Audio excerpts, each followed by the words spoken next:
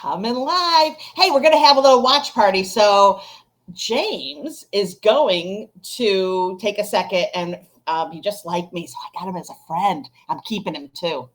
I'm going to click that little box in Facebook where you don't let someone leave you. And that's what I'm going to do. And then he'll never leave me and he'll be stuck with me.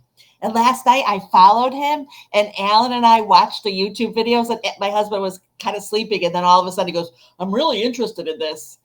And because my husband's my number one fan, tonight we'll watch the YouTube video and I get to be on the screen with James. So, all right, you let me know when you're ready.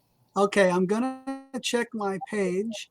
And there it is. The live is also on my Facebook now. Awesome. Beautiful. Hey, you know what I forgot to ask you? How do you pronounce your last name? It's Goi, just like boy or toy, but with the hard G, Goi. Oh, I'm Jewish, so I'm just going to say, oh, Goi. Sorry.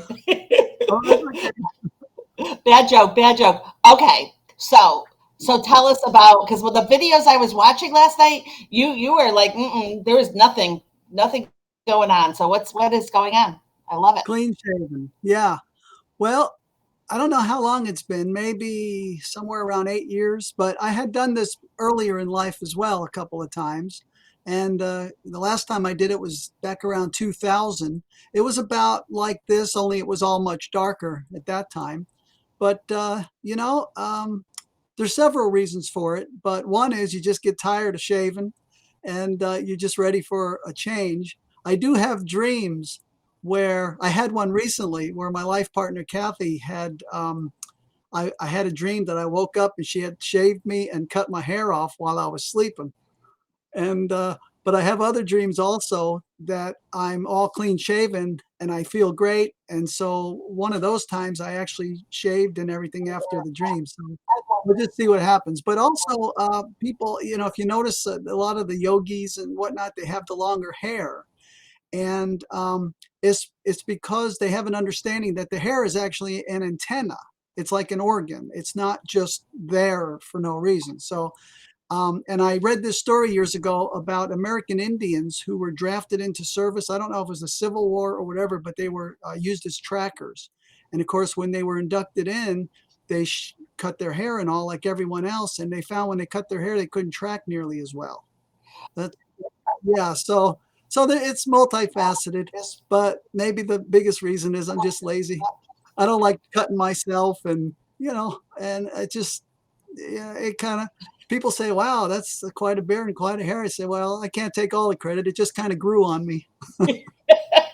That's a great joke. I had my hair was horrible during quarantine, and then one day or one night, in all honesty, I cut my bangs, left the scissors on the counter, walked away. The next morning, I looked at myself in the mirror, and I'm like, "Oh my, what did I do?" And then I left the bathroom. My husband calls out, "Who was using the dog scissors?" And I'm like, "Oh my God, it was me." Yeah, I watched a little part of one of your videos this morning. You were talking about the dog scissors. The worst. I never have good hair. All right, so James, this is really interesting to me because a couple of things. I normally actually don't even watch videos before I speak to someone because I don't really want to be. I don't want to have anyone influencing me in my head. But I want to tell you that lately, about 6 to 8 months ago, I started listening to tapes on abundance and the mind power.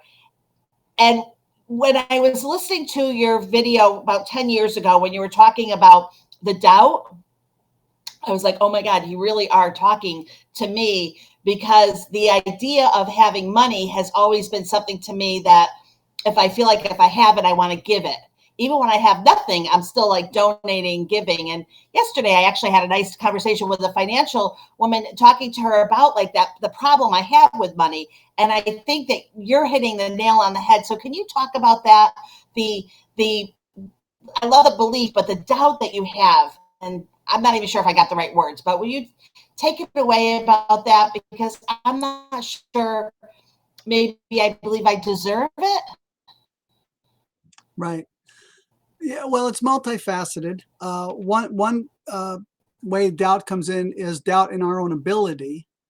Doubt, if we become aware of metaphysical techniques and mind power like I teach, Yeah, so we can be doubtful that these techniques will work, but you also hit an important point, and I do have a chapter in the book on specifically on um, self-image, because we need to have the self-image of a person who not only is capable of attracting the kind of money we say we want to attract, but we also need to have the self-image of a person who is deserving of having that money.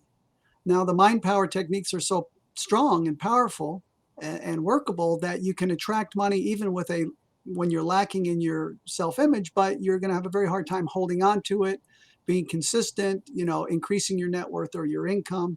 So it's definitely multifaceted. But doubt, when we think about the process, we're having, you see, there's four basic elements of mind power to really simplify it: thoughts, feelings, the images we hold in our mind, and um,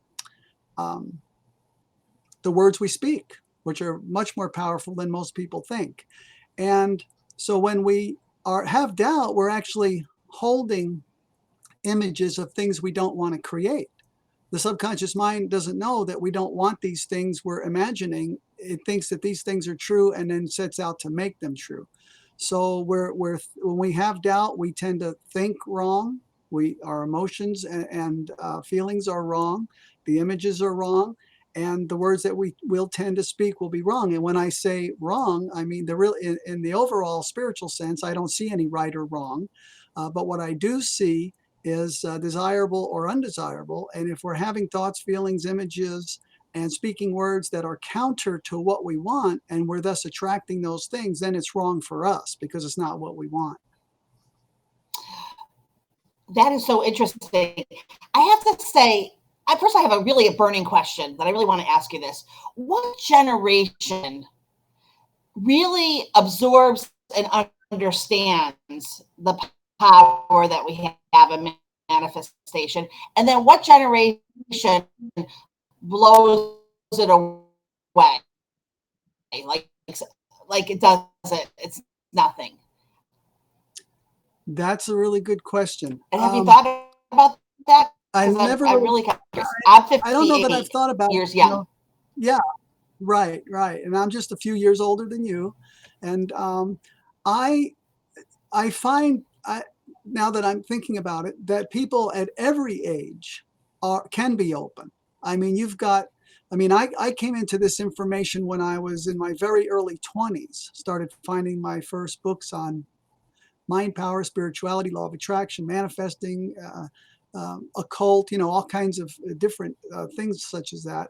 I was very open to it. There was other people I knew at my age when I brought the subject up, they weren't open to it. And I've also really spoken to people at every age who, if they didn't know about it before, they were either open or not open. But I don't see where age makes a difference. It's really the openness of the person to this new kind of information. Now, it's basic human psychology that we will automatically resist anything that doesn't fit into our present worldview. But some people take it to the extreme where you can you can prove it to them all day long. You can cite hundreds and thousands of books and quotes and people that they already respect and didn't knew about this kind of thing, and they're just bound and determined not to be convinced. So you got the people that right away recognize it, something resonates within them. So, wow, this is what, I never been able to articulate it, but this is kind of like what I've been looking for. Other people that say, no, there's no way, you're never going to convince me. And then people that are in the middle that are like, well, boy, that's pretty freaky. You use your mind and actually can make things happen out there, like other people and events, not just your own behavior. Wow. I don't know. Tell me more. I'm not sure if I believe this or not. And so you have the whole gamut. But I haven't really been able to identify that it is any certain age range or whatever. I mean, these books. One thing that really amazed me when I started getting into my studies is that, I'm looking at these books like, Think and Grow Rich, published in the 30s, right? And you got books from the late 1800s, early 1900s. You got books and material way older than that. But what really fascinated me is that I grew up for 19 years And no one ever mentioned any of this. Like no one had ever heard of Think and Grow Rich or The Magic of Believing or any of these books. But so what was really fascinating to me was that the information was already around. And so, and every once in a while, if I happen to see a really old movie, like from the 30s or the 40s, you know, way back when, and I would think, oh yeah, that such and such book was written then. Like this information was already there, but nobody know. Everybody's living, acting, and making movies as if the information does not exist because for them it doesn't exist. So it's that was quite interesting to me.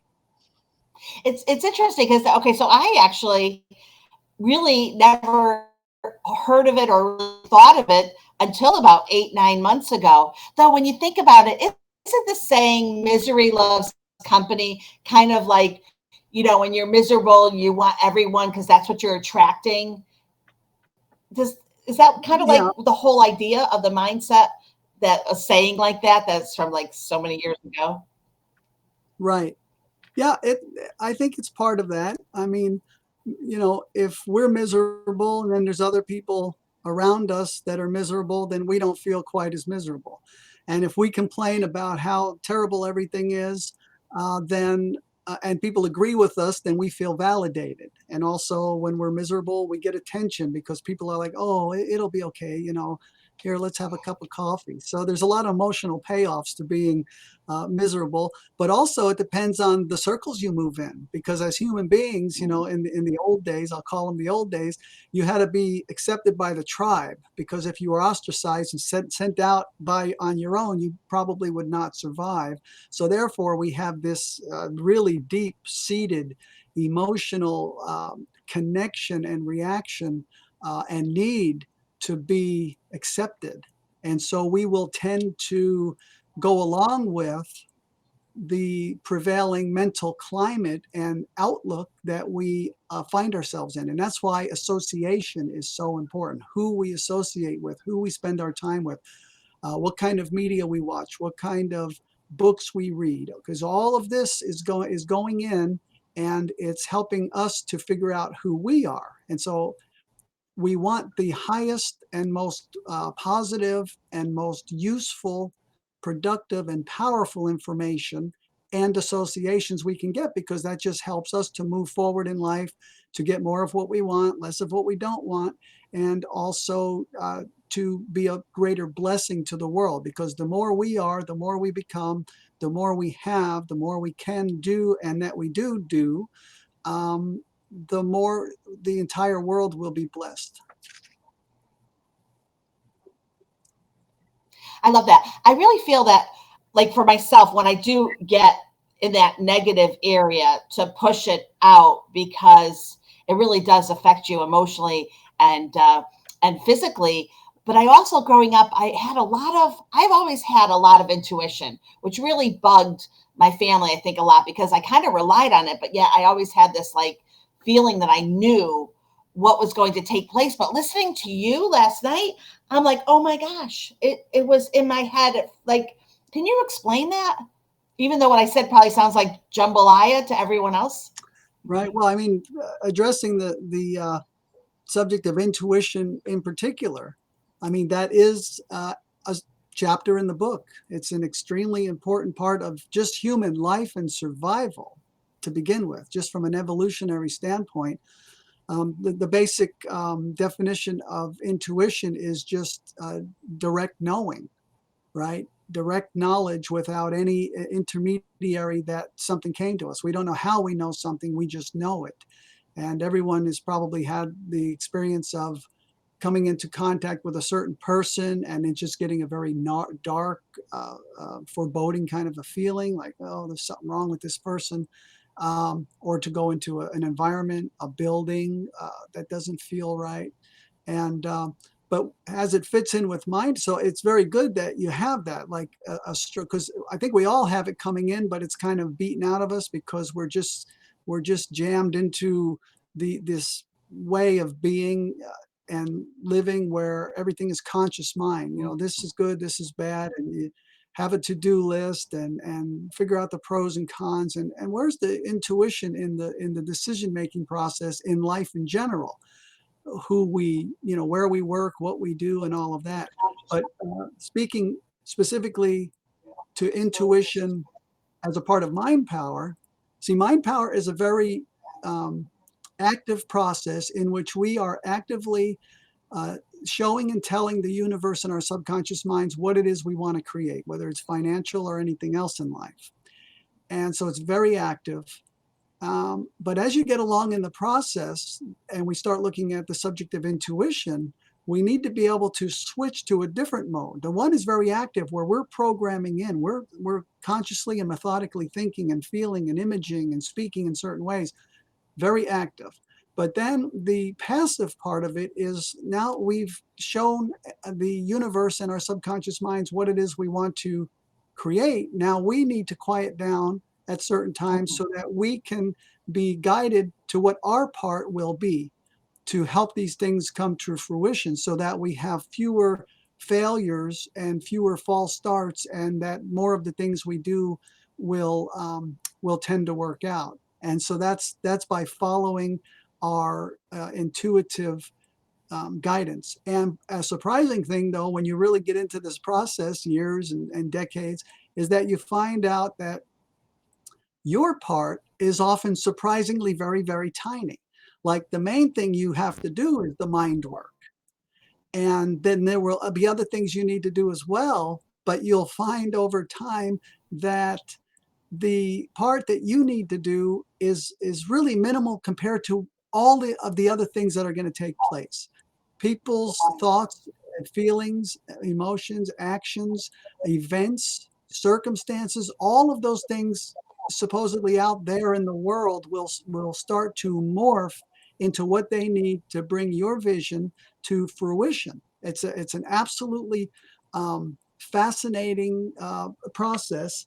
Let me, I quote 160 other books in my book, How to Attract Money Using Mind Power, but yet it's very concise. You can read it in a sitting or two. But I open chapter 2 with a quote on belief from Claude M. Bristol, The Magic of Believing, which was published in 1948. And he said, belief changes the tempo of the mind or thought frequency. Like a huge magnet, it draws the subconscious forces into play, changing your whole aura and affecting everything about you, including people and objects at great distances. That is the real power of mind power. I mean, it's a very useful that it helps to guide us to affect what we'll notice as far as opportunities and dangers in our environment, and even our aptitudes can be improved, and our habits and everything. But the fact that it actually goes out there into the world and makes all of these things happen to bring our vision into fruition, that is still, after all of these years, to me the most fascinating part of it, even though it's so-called old hat now to me. I mean, I absolutely recognize it, see it, I watch it unfold all the time. But for the average person, this is the big mental leap.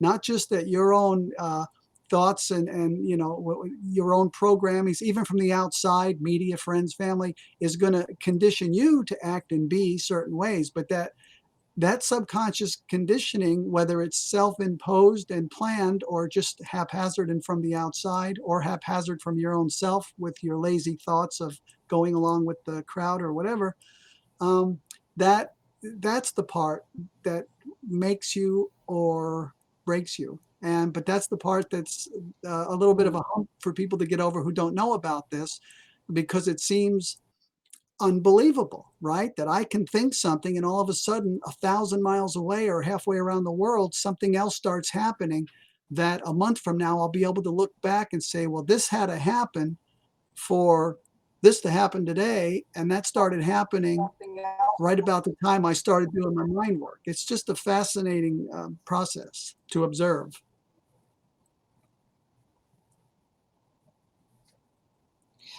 Well, it's always, is it a coinkydink? Like, because in reality, I have always had that happen to me, and it's always been coinkydink, or, well, I never knew the word manifestation. Like, in all honesty, that I didn't know, but I knew that I had something going on, and I knew that maybe I should hone it, or maybe it was my guardian angel. I don't even know, but I would actually have, I really do have that. So I'm pretty grateful and blessed. But I want to ask you, what would this look like? First of all, if we manifested kindness in everyone, like that would be amazing, where just everyone just was so nice to each other. The second thing, and I think I'm going to use my daughter, I have a 14-year-old cutie pie, as a experiment for my guinea pig, because I think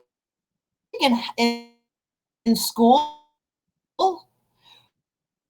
this would be a really great thing to teach, because it would teach the kids to understand and to look at themselves, right? So you have to self-reflect to know who you are in order to even open up your mind to any kind of manifestation. Right. Your voice was breaking up a Did I little lose you, there. or is it? Are you thinking? Because I don't know. I'm thinking. Can you hear me? Your voice was breaking up and your Oh, picture. sorry. This app. So I was asking. Oh, sorry. Okay. How do I sound now? I can hear you good now. Oh, okay. Great. All right. So what I was saying is, I have a 14-year-old, and I'm thinking that this would be an important thing to teach our children, because before you can open your mind to manifest anything, you have to really self reflect on who you are as a person first. Right. Yeah. Well, But I may be wrong about that. yeah. Am I right or wrong? Well, when it comes to young people, and surprisingly, some very young people learn about this information and they take right to it. No one is really young when it comes to their being, even if their body is young. So age doesn't have a lot to do with it. But one really great way that we can use mind power to help children, our children, and whatever, is to help to condition them with information or proclamations that will tend to help them. Um, One example where this is used in a negative way is, let's say a child is problematic and always getting in trouble.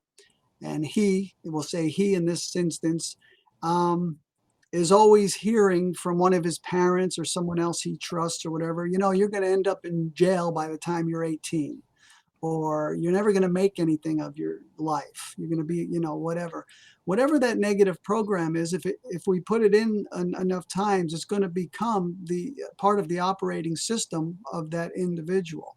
By the same token, we can condition children, young adults, teenagers, with thoughts like, you're beautiful, capable, wonderful person. You can accomplish anything you want in life. And so regardless of whether or not we teach them actual techniques, we can still um, help to shape their lives by giving them positive affirmations or affirmational information that will tend to help them to be much more empowered and powerful in life. But I would caution parents, in all fairness, that if you uh, I'm not really concerned with what you want your child to be. I want your child to be what it wants to be. So I'd rather you be telling them that they can do anything they want, than to tell them you're going to be a great pop star, or you're going to be a Hollywood movie actress when they're 3 years old. And, like, you get this idea of what you want and then you start programming it in. Well, that might not be them at all. So, but to be more general and to help them by just affirming their worth and their value and their abilities, and that they can do anything that they want to do, that is very powerful and really life changing. I mean, it can completely make or break the decision making process in the individual as they go through life. And because if unless something else comes along to change us, they say, as the tree is as the twig is bent, so the tree grows, right? So unless something in life comes along, we're bending that twig early on. And so we can end up being responsible for what happens later, in part, and either in a bad or good way. And then on top of that, I'll just say that, um, a person that's 13, 14, 15, there's nothing saying that you can't hand them a book, right? One of these books on one of these subjects, and say, here, take a look at this, and see what you think. And they might take right to it. So, but we have a lot of power as older people with more experience over what happens and I'm gonna transpires for younger I'm gonna people. do that because And I think that's I love that.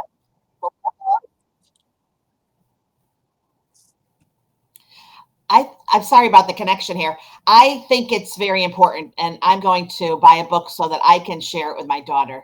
Can you yes, still for a hear me? second I couldn't, but I can hear you again.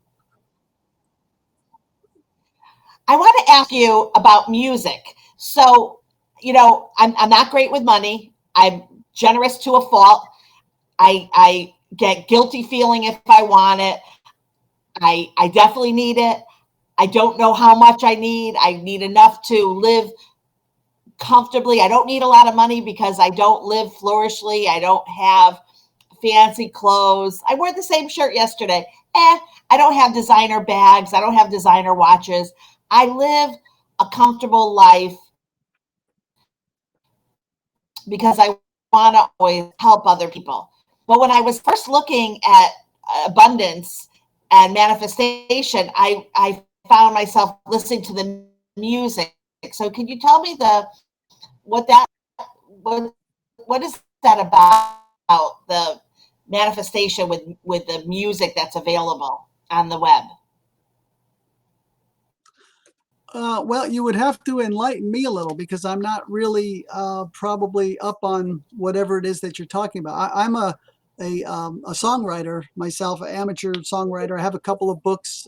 Two of my 11 books are song lyrics I've written, and I know that there's music for certain to set certain moods.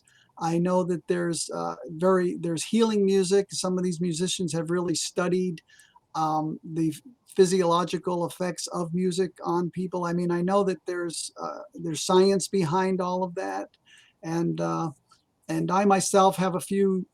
Now that I think about it, DVDs that Stephen Halpern comes to mind, but that I haven't listened to in ages. I even forgot I had. So there is definitely a connection between um, music and our physiological, mental, emotional, and those are all tied together, right? If you think about it, processes. So if music helps a person, a certain kind of music, then it's all for it.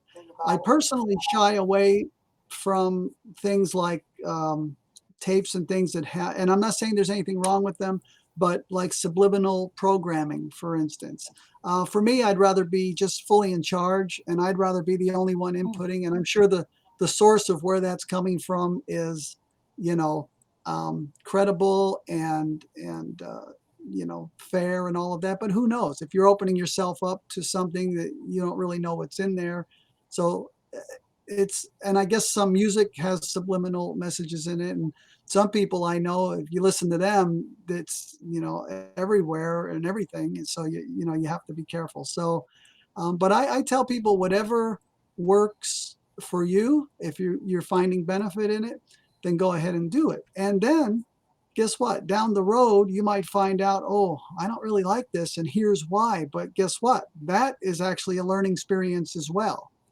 So if we just follow um, our Hmm. promptings and our interests, because I've been through a lot of things in life that I would never do again or never want to do again, but I'm very glad I did them.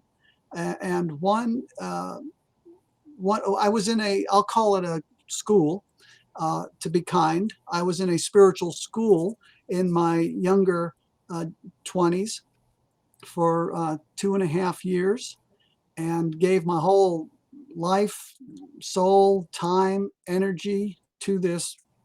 We'll call it a school. Roommates with the other students. We'll call them students to be kind. Um, and but I came out of it so much more empowered that I would never again look to an outside source for my spiritual sustenance or as my spiritual master. So some people might look at this particular situation I was in and say, well, you wasted 2.5 years of your life. And I said, no, that 2.5 years saved me for the rest of my life.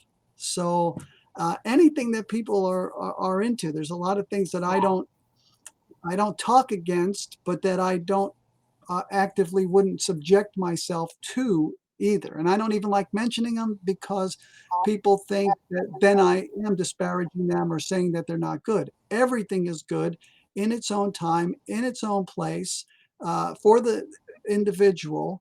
If that's where their experience brings them, whether or not we would later term it good or not good, we're going to learn from it. So everything's good.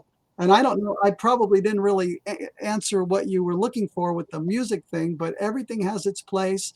There is value in everything. There is science behind a lot of things that show us that there are certain effects to doing this or to doing that, this technique, that technique. And I tell people that if you're pulled to it, then go ahead and do it. You're probably going to anyway. And if later you find out, oh, this was a scam or this was this, you'll be the better for it. And you'll be more aware the next time. Not that any of the music is, but I'm just talking about other things. There's a lot of so-called healing modalities. There's a lot of so-called masters out there and all of this. And some are good, some are bad, some are harmless enough, but some, you'll learn a real good lesson when you get on the other side of it. Let's put it that way. Did I go too far off of the question? Because I tend to. I love it. No, you didn't, because actually, no, you really didn't, because you did answer it. And then I love how you look at the world. I do too. We see the sun always on a cloudy day. This app is giving us a little tweaking. Right. Can I see a copy of your book? Do you have your book in front of you? The physical book, sure. How to Attract Yeah, I'd love to Money see Using it. Mind Power. Yeah. And did you Can you put see your when I hands held on it? it? No, let me Do you see it. see it? Look, keep it. Okay. I love how you just did the text in the front. And then, so when someone receives this book, can you tell everyone about the quotes? I think that's the coolest part. The quotes, certainly. And by the way, Looks good. I have the same. I have the same design I love. Hey, everyone. on. James is in California. That's why there's Yeah. a little glitch. So when you see one of my books, you know it's my book because they all have the JGJ logo, and it's basically the same design for all of them. I have 2 more books coming out very soon, and uh, and then 2 more behind that. So yeah, but you're asking about the quotes in How to Attract Money Using Mind Power? Right. So while I was Yes. writing the book, which took me about 9 years from when I first had the idea to when I completed. And now since I've written books in 6 days, 4 days. I wrote a book in 1 day, my book on divine order, which will be coming out soon. All of my books are basically pretty short and concise, right? You can read these in a day or two, even my largest books, that one and this one. You can still see they're not very big. Um, but I did, while I was writing How to Attract Money Using Mind Power, I read hundreds of books and I collected up hundreds of quotes having to do with the 20 chapters, the 20 subject matter subjects for the chapters. And I whittled that down to 160 quotes that I use in the book. So if I can show you, I open each chapter with a quote, and then I end each chapter. Well, I call the page What Others Have Written, and then there's 8 more quotes. And so 8 times 20, 160. I think when I first wrote it, I recognized that a lot of people would be, when I was working on the book, that a lot of people were going to just say, Oh man, this is a stretch because I knew that this book would be, I felt then that this book would be the first book that a lot of people read on any metaphysical subject. And the reason I believe that is because I intuitively felt that people would be giving this book as a gift. And I've since had so many reports. I gave it to my grandson who just, graduated from high school or college. I gave it to my grandmother. She's 92 years old. She loves it. She's never heard of anything like this. But so part of my thinking with the quotes was that the information is so um, just mind-boggling to the average person. I wanted people to know that I did not make this stuff up. This is not theory or conjecture. It's not something that I like came up with, right? This stuff has been, I mean, I definitely I coined certain phrases. Speak as if is one. Um, think and feel as if. I mean, but the information itself, that's the core of the book, even though I've tailored it specifically for attracting money in modern times, the information itself has been around for hundreds and indeed thousands of years. And that's why I put so many quotes in the book, within each chapter, because I want people to read what I write, to understand the concept, and then how to apply it. Because every chapter also has a page of simple steps, 6 simple things that you can do to help apply what you learned in that chapter.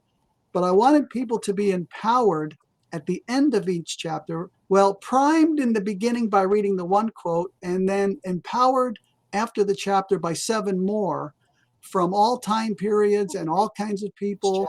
A lot of people they've heard of, some that they haven't.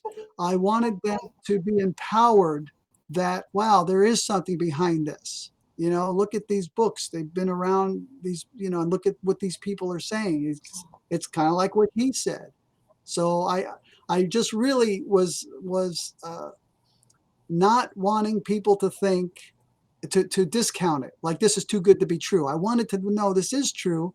I'm not the only one that's saying it. I'm just a person who has taken it for modern times and specifically tailored the information for attracting money using mind power. But the basic foundational science underneath of it is age old. It's been around forever.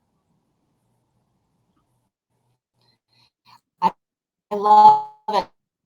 Could you, before you go, maybe I won't let you go. I'll just keep you in here. But could you share your story of the pennies? Because my mom used to say pennies from heaven and pick it up and don't worry about what side it is because you just need to pick it up. Can you share that with everyone, please? And can you say what that was again? Because there was a little falter in the system I there. know this app is the pennies from heaven, the penny story that you're sharing. About me finding money? Yeah, Or yeah, and how you find pennies, you pick them up. right. Well, that's one thing I want people to know, that I absolutely never pass a penny on the street without picking it up. Some people can't be bothered.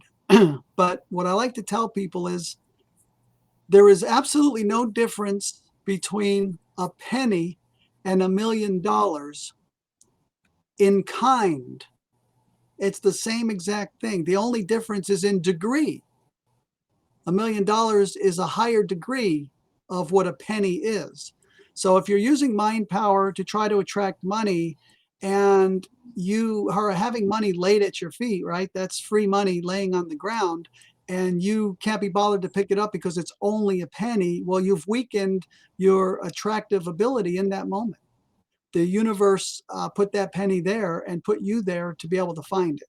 So that would be, I recommend in the book, it's one of my bits of advice is always pick up money that you find on the street, even if it's only a penny. But when I used to walk, I have a more private area that I'm walking in presently. When I used to walk out in public in town, and I'd go for walks every morning, and I'd go for about an hour. And there would be these stretches of times where I just really um, focused my mind and zeroed in on finding money. And I would find freakish amounts of money. Now, if anyone goes for a walk in any decent sized town or city for an hour, it's not unreasonable. It's not going to be common. You're not going to find it every day, but it's not unreasonable. You'd run across a penny or something on the ground. But I would tune my mind so much that I would start finding, and I was just talking about this on an interview yesterday, the day before. And so these couple of examples are fresh in my mind. But I would find piles of change. I would find bills. I found a couple $5 bills, rolled up together. But how I would find them.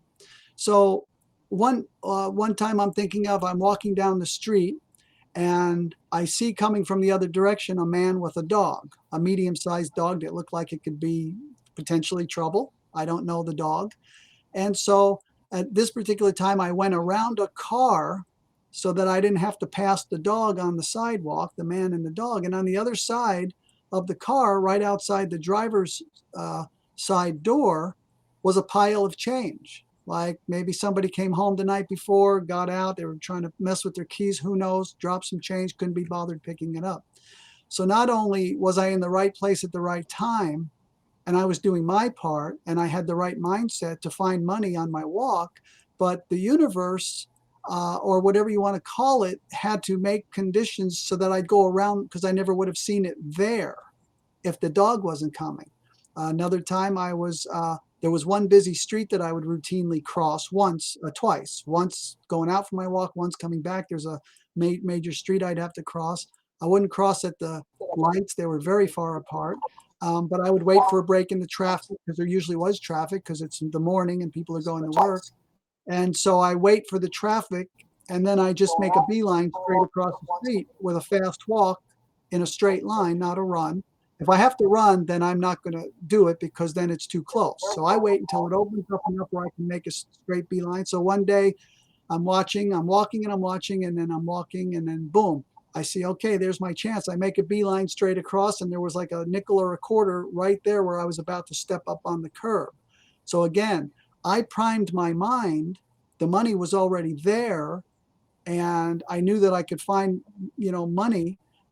But the traffic had to open up at the exact point to make that happen. And look at, you got maybe 20 cars or hundreds of cars that, over just a 10-minute period that had to catch lights and be all to make this perfect spot happen where that thing was. And then I would find money multiple times in one day. It just really freakish. So, and people say, well, that's, a couple of, I have a this box that is like padded and tufted, and it's got it's bejeweled, and it's all the money. Now over the years I've had to make like cash it out, like take 21s and make it a 20, and whatever. But I've got this box where everything goes in there. Everything that I have found on the street goes into this box. I have an envelope where every time I win money in the lottery, it all goes into a particular envelope. And so I do things like this that help me to keep my consciousness up. You know how when you get lottery tickets, and then if you want, you can go back to the 7-Eleven or whatever, and you can get the winning numbers on paper. It looks like the ticket, but only it's the winning numbers. Well, I always get those, and I have a large stack of winning the numbers where they're showing who won and how much. So from $50,000 up, and so there's 5 million, 8 million, dozens of millions, up to hundreds of millions of dollars. And I have these big stack of these, and every once in a while I look through them to remind myself, all these people won. This is just, it happens all the time. And not only are my chances as good as theirs, my chances are better than theirs, because I'm creating the mindset in which this would happen. And so it's just little things like that. But with the going back to the finding the money, again, always pick up that penny or whatever it is. Number one. Number two, if you want to have a little hobby and get really freakish about it, like I did for quite a while, really, really program that in. and then go out and you'll surprise yourself with how much money is laying around, first of all, but that you can go out and find one or two or three of these things within an hour. It's freakish, but then when you look at what's going on behind it to make it happen, it's in perfect order with how mind and universe works. So who do you think? Like, I don't know who to think. I think my guardian angels, I think the universe, my mom, my dad now that they pass. Like, I feel like I have to thank someone everything that happens for me in the world. I want to thank the universe and God and everyone. Right. Uh, well, it's funny you mentioned God. I have a book uh, that's called The God Function. Who do you think? And I think that people So should thank awful. whoever they feel inclined. I think people should thank whoever they feel inclined to thank. For me, it's universe slash God, but my understanding of God is not your traditional, religious depiction of that, but just the act of gratitude and thankfulness in and of itself is a very powerful uh, drawing mechanism. It really, we just absolutely will tend to attract more of that which we're grateful for. Some people do have, the guardian, they're aware of their guardian angels or family members who are deceased helping them, the universe at large, God. So even more important than who you thank is that you thank, and that you do it often, and that you're very grateful and appreciative for everything that you receive, everything you've received in the past, and everything that you are absolutely knowing and assuming you're going to continue to receive. Gratitude and appreciation are very powerful metaphysical mind power techniques, is really what they are. I have a question. One more question before I let you go. Karma. So, Do you have a what book has karma in it, or are you going to write a book about karma? well, let me think about my books here. Um, Aware power functioning, advanced manifesting made easy, and maybe aware power functioning must be around here somewhere. Um, Although I don't use the word specifically, I'm not big on the word, although I could probably write a book to address it for people that are looking for information on that word. But the universe works in a certain way. And what we put out is what we get. Now, some people say, well, you have karma from a past life. Well, that's a whole nother discussion because I don't believe in the concept of time. And so, and the school I was in when I was much younger was all about past lives and karma. And I actually um, developed myself to where I was seeing all of these past lives. And then I spent a few years giving past life readings to other people and all of this. And people say, oh, so you do believe in reincarnation and past lives? And I'm like, well, yes and no. Everything has its time and place and point of reference. But if you look deeper and pan further out, and if you come to question the actual validity of the concept of time itself, which is questioned even by modern science, then the whole concept of the past is almost a moot point. But certainly, what we radiate is what we will tend to attract back. Our heart, our feelings, our intentions, and our actions are going to go out and have an effect. And everything in life is basically a boomerang, and it wraps right around and comes back around. And that is probably the definition of karma. Whether we want to talk about for past lives or just present situations. So I absolutely believe that um, everything we do either to or for ourselves. And it comes back around with the same energy, the same intention, in one way or another, at one time or another. But there's in the universe, there is this little thing that is known as cause and effect. Every cause has an effect. And that should be a very comforting feeling to good people, and it should really be a warning to bad people, because it all comes back. Sorry to be clapping, but I think that's great. I'm glad I'm one of the good people. Phew, but I love that. Right, right. I really enjoyed our conversation. Thank you. I did too. Yeah. I Yes. apologize for the glitch. So I see that you are really up on your social media. It's lovely. So I see you have two Facebook pages. So I promoted those the other day, but I'll redo that again.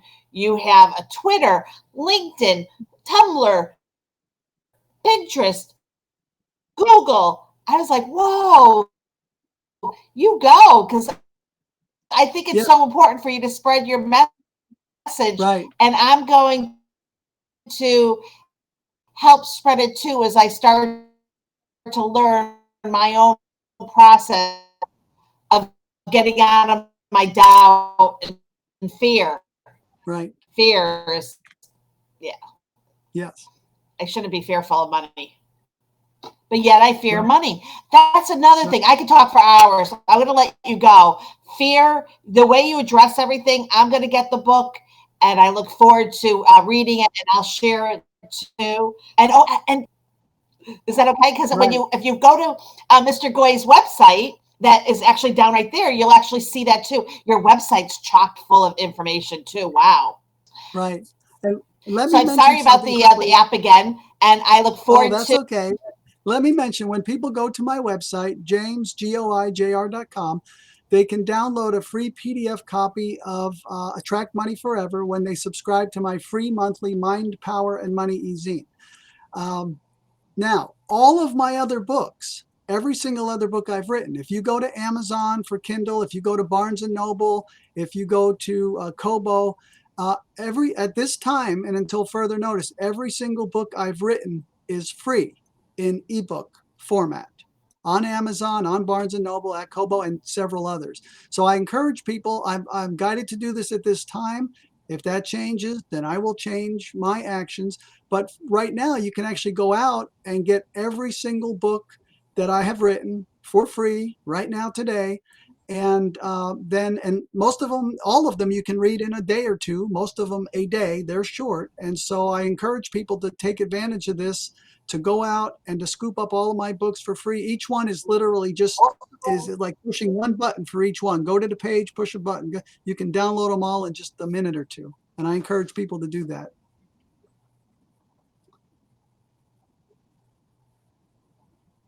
Share this with your family. I'm talking to my friends right now because I would never have thought that Alan, if you know my husband Alan, that he would have said to me, I'm very interested in this, Adrienne, and I want to know more. So get more information because you just don't know. So, I mean, I've lived with my husband and I've been married for, about 24, 25 years. I don't remember. But we've been married for so long. I never ever, it was the first time that he ever expressed an interest in learning more about this. So I really think that that's great. So it really could be something for me now. It's something exciting that we could read a little bit together and go on this path together, which I would never have expected. So make sure you talk to your family.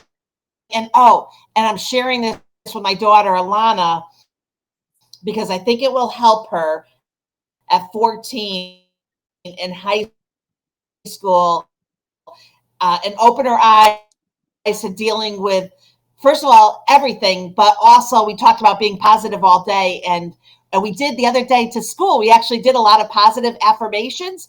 And about halfway through school, she emailed me and she said, Mom, I don't know what's going on, but everything around me is behind you. And it was everything I expected and more. So thank you. Wow, that's a great point. You never know who's going to be receptive. You never know. So give everybody a chance, and then let it lay wherever it lays. But at least give them a chance. I love that. I think this is great. I'm so excited. Okay, we're going to go off. Thank you for more time than you expected. I really appreciate it. Thank you, everyone, for watching. Have a great rest of your Tuesday and the week. And let's all just go on and get the books. It's going to take a little time because you got to download each one well worth it while Mr. Goi is being so generous to all of us. So you know what I'm doing after this. All right, so thank you so much. And I would be remiss if I didn't say you're very handsome with and without the hair. Just have to say that. Well, thank you. Thank you. I appreciate that. All right, thank you. That's the first time I heard that one. I've done 319 interviews and no one ever said something like that. All right, So thank you. Stop the streaming now. And that was really well.